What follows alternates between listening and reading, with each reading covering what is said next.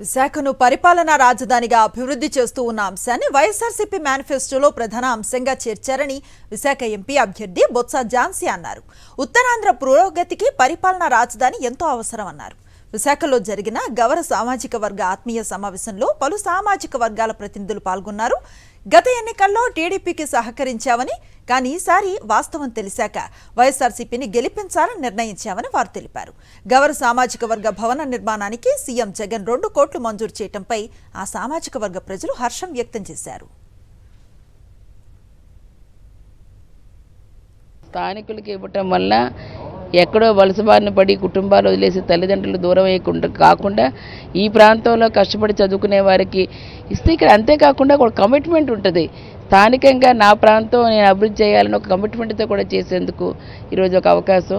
70% ఉద్యోగాలు ఇవ్వడం అనేది ఏదైతే ఇస్తారో దానివల్ల ఆ ప్రాంతంలోని చేస్తున్ననే ఒక ఫీలింగ్తో పాటు మరింత బాధ్యతాయుతంగా చేయడానికి అవకాశంతో పాటు ఈ తల్లిదండ్రులు కూడా ఈరోజు పిల్లల్ని ఎదురుగా మరి చూసుకునే అటువంటి కుటుంబాలను వదిలేసి వెళ్ళిపోయి మైగ్రేట్ అయిపోయి చల్లాచెదరైపోవడం కాకుండా కుటుంబం అంతా ఒక దగ్గర ఉండి చేసేందుకు అవకాశాలని ఇలాంటివన్నీ కూడా ఈరోజు ప్రత్యక్షంగా ఒక ఇది కూడా మరి కుటుంబాలన్నీ కలిపే విధంగా జగన్మోహన్ రెడ్డి గారు తీసుకున్న నిర్ణయం ఈరోజు ప్రతి ఒక్కరు కూడా హర్షిస్తున్నారు. అటువంటి ఉద్యోగ ఉపాధి అవకాశాలు స్థానికంగా ఉన్నవారికి ప్రధానంగా కేటాయింపు చేయటం అనేది ఇది అందరూ కూడా హర్షిస్తున్న విషయం.